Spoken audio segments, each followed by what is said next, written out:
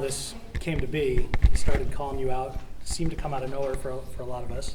Yeah. Tell us a little bit about what you thought about that when you started hearing about it. Well, at first, people calling people out. I mean, I call people out and say I'd like to fight. Media says, hey, who'd you like to fight next? And I'll say, hey, I want to fight someone ranked higher than I am, or I'd like to fight so-and-so. I mean, obviously, you put it out there. So at first, I didn't think nothing of it. And then until one of my buddies, who's more on social media than I am, kind of tapped me. I was like, hey, man, you hearing what Todd's saying? I'm like, no, what? Just go on your social media. So then I went and looked, and then a couple of comments, first I thought were kind of funny coming from him, like a couple of them were like, I'm going to pop off or something if you don't answer me. And I'm like, it's already 3 days old. I'm all, what are you going to do? Like, what's popping off? I don't understand. And so then I got a little irritated with some of the disrespectful remarks about lay on my back, give you a chance. I'm like, wait a minute.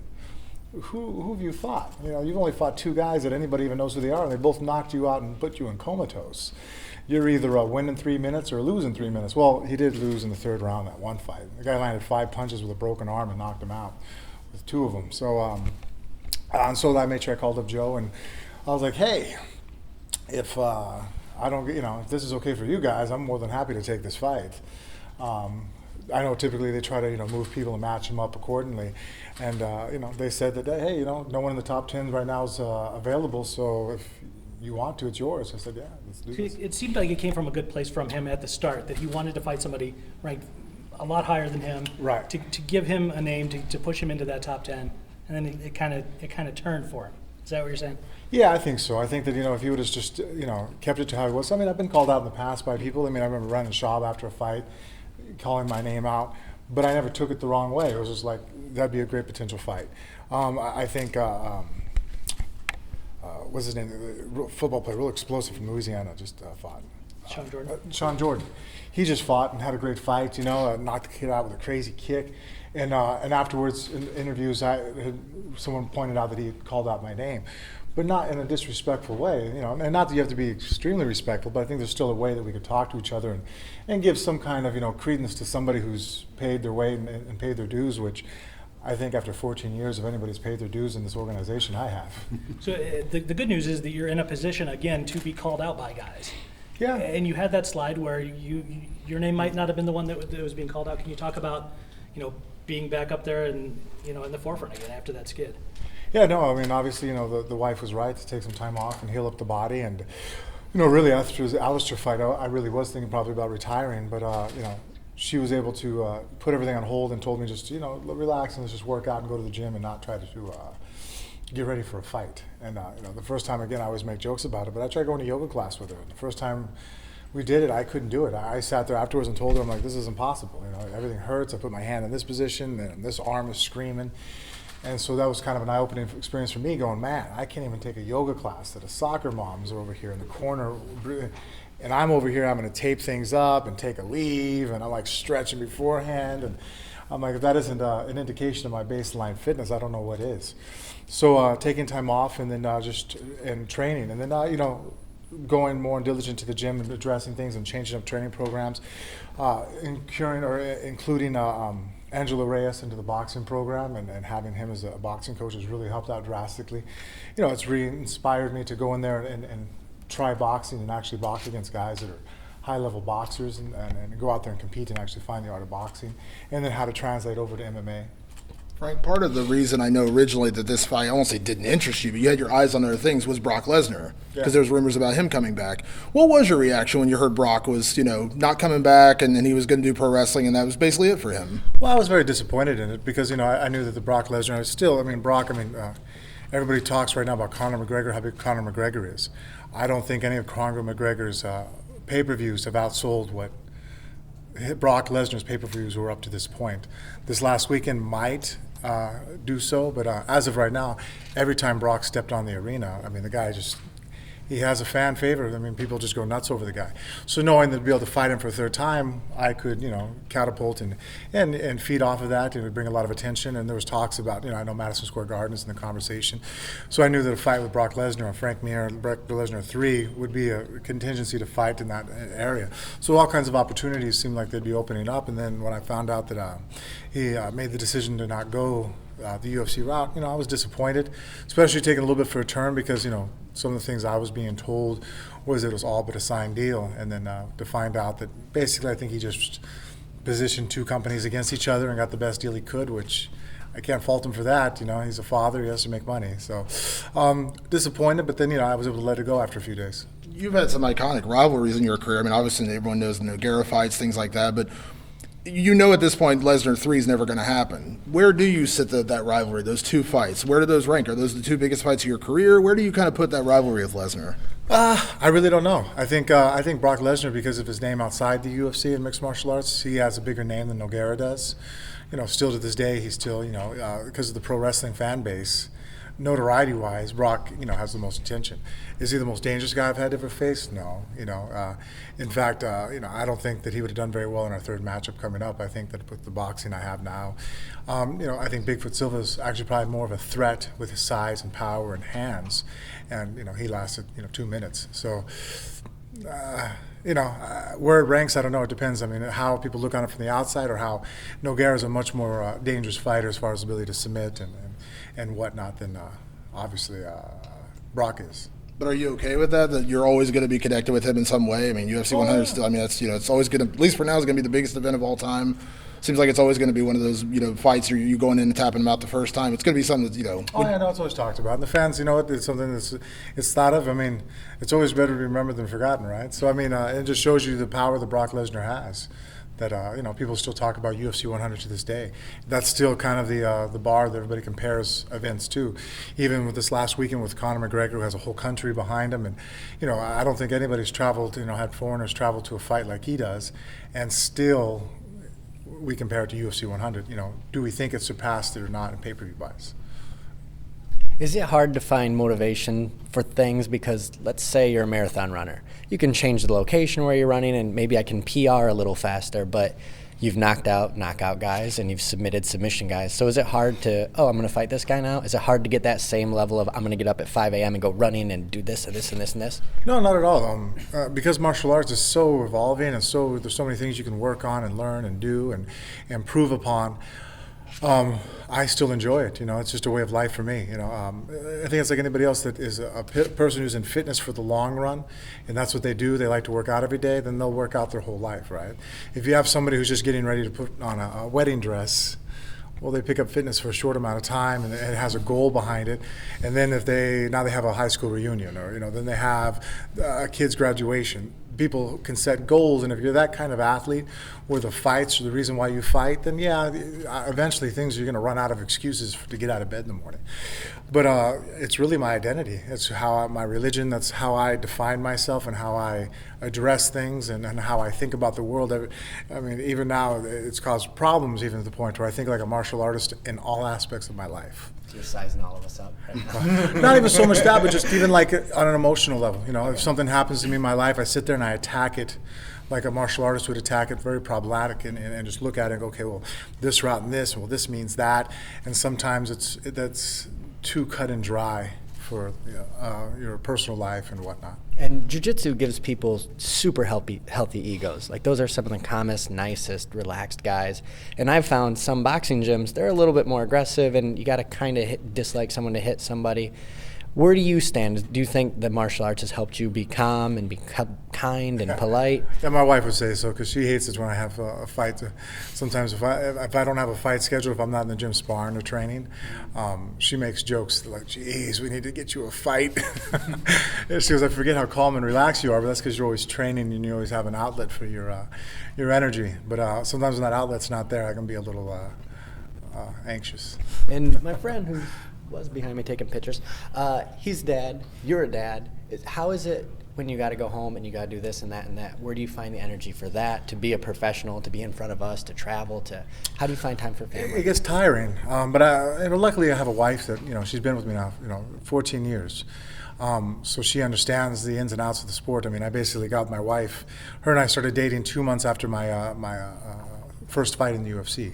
So she's pretty much been there from day one till now. So she knows that, if I have sparring or stuff, then I sometimes get to skip what other dads do. She'll call up her father and he'll come over to the house, and they pack the back of the Escalade with the chairs and the cooler, and she's making sandwiches and getting everything ready for my daughter's softball game. And then, the nanny comes over, gets the kids ready, and basically I get up out of my bed, brush my teeth, and throw a baseball cap on, and everybody ready? Let's go to the game. So I have a support group around me of people that really help it make it easier. If I was to try to be a full-time dad and a fighter at the same time, it wouldn't work out. And that's why sometimes when people ask me about retirement, really honestly, that's probably the strongest indicator on why I want to retire, is because being a fighter is a very selfish job. It has to be. Every argument, every conversation, even my wife gets mad at me if I throw the towel down on the ground. If it's close to a fight, it don't matter right now. I can get away with murder because I'm the athlete. It's my lifestyle. Like she says, yes, is it nice that I can afford people, our family, a living, the kids go to private school, certain things that families have to worry about, my family doesn't have to worry about. But at the same time, I'm about to go in there, people are getting hit in the head, It's not the safest sport in the world as far as, not wanting to take an injury or take abuse to your body. And even training. There's times in my camp where my wife and I aren't seeing eye to eye on a subject like all married couples do. I'll go to sparring or go to class, and it's the worst. I'll come home and I'll leave. There's times I've left in the middle of practice because I can't focus on the task at hand because, what's going on at home. And is that, I've had weightlifting coaches who are, if you're not mentally in it, go home because you're doing a power lift with something above your head. Yeah, you have someone trying to throw a left hook at your chin. And you just call it. And you're thinking about, I'm going to say this when I get home, because she said that, but I got another argument for this one. Let me rope her into this conversation. And all of a sudden I'm like, whoa, where did that come from? I just got kicked in the face. Who just kicked? Yeah, so it is hard to balance it. But like I said, because I have the family and friends that I have around me, they're able to support it and help out. And they take up the slack. I'm out of town. We have friends, on the softball team, baseball team. My son's baseball coach, Damon Cochran, right? The guy would come and pick my cage up to and from practice, things that aren't necessary, but like realizing like, hey man, now you got knowing you just had sparring today, you want me to come pick cage up for you, I'll get him to practice, and then that way you can show up late and just be there. And I'm like, thank you. So I've just always had a strong network of people around me, and for whatever reason, I've lucked out in life. I don't think I deserve it, but they're there. And for people who don't, like, let's say you go to the baseball game, not to ask too much about your personal life, but when you go to a baseball game and someone's dad is next to him, like, oh, he's a banker, and you show up with a black eye, do they kind of look at you and go, oh shit? Or is it you just fit right in? I fit right in. The only time I've ever noticed the drawback of being a professional fighter was probably a couple months ago. My wife and I, we got into a car wreck. We got rear-ended, right? My wife hit her face against the windshield. She has a black eye. Police come out, investigate the injury because I had to call for medical because she was hurt. She had whiplash. And so we have a lawyer. It's involved, documented. Car accident happened, right? And I remember sitting at the baseball game and people looking at my wife, and then I get the look. And I'm just like, but the good thing is, if anybody knows my family, knows my wife well enough, if we're ever to have a domestic dispute and someone's showing up with a black eye, it would be me. To this day, if the police come to my house, it's to save me. They ain't saving her. And so that's about the only time I've ever felt it. Because, obviously, domestic violence is, it's a hot topic. In the last couple of years, the turnabouts we've had, and rightfully so, women are being more empowered and strong to speak up for things. But I still think that being a professional fighter, people sometimes in that situation, there are certain times where I notice the friction, that being one of them. Another time I say, like, I've been out with people and our kids are playing together and, all of a sudden one grabs another kid and grabs and, have a dispute. I can feel that makes some other parents uncomfortable, that they're about to have a talk with me and our kids are, being kids. And it's not like I'm sure, after 14 years of media coverage, people know I'm a pretty level-headed individual, but I can still sense the apprehension sometimes with people where it's like, if they don't know me well enough. Everybody that knows me realizes that, I'll be walking on my hands if I was any more laid back, There's been shakeup in the division. You got a new champion. You got Arlovsky beating Travis Brown. How do you see the heavyweight division right now? I think it has great depth to it. I mean, I think the heavyweight division, it's always going to be smaller than the other divisions because guys that are big, that want to fight, that are good athletes, to find their way in the UFC, there's less of us to start off with in nature. You think about the average guy's 160 pounds. So if you look at collegiate wrestling, that's the most stacked weight class, and pro boxing's the same way. And the farther you get away from it on both sides of it, it drops off. I mean, the 125-pound weight class is, not stacked from top to bottom. And so the heavyweight class, I think, is very healthy and very strong. And I think Cain Velasquez, the mixture at the top always changes things up because now there's talks of different matchups. I mean, JDS, I think, can be back in the picture. I mean, really, that guy, if anybody, I think, was the happiest because, after fighting the champion 3 times, he's came away successful once, but losing, the 2 other endeavors, it's like, well, do we make a JDS Velasquez 4? And eventually, that could work out, but I think that definitely it opens up more talk for him getting the title shot quicker and sooner because of the fact of a new champion. Yeah.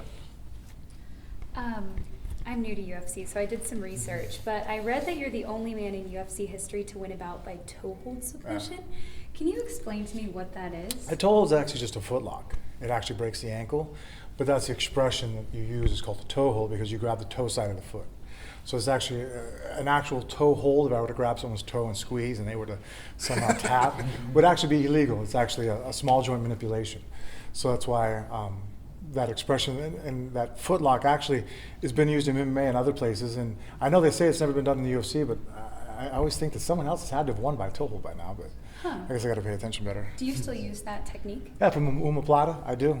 Guys are a little bit smarter about it now, and usually they try not to put their foot anywhere near my hands. So. Very nice. Why don't certain small joint manipulations work in MMA as they do in jiu-jitsu, like wrist locks? You can cow hoof someone. How come that doesn't work as well? Is it because they're slippery? Is it because there's movement? No, our hands are wrapped. Oh, that makes sense. Yeah, that's the reason why. Now, the small joint, like as far as fingers and toes, they never work because people's adrenaline is pumped, and that's why I think it's a good thing to remove them.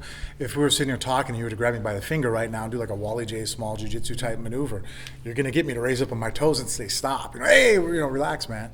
In the middle of the fight, I've had fights, and afterwards I'm sitting there and I'm like, wow, my ankle's swollen this big. Did I get hit here? You just don't know.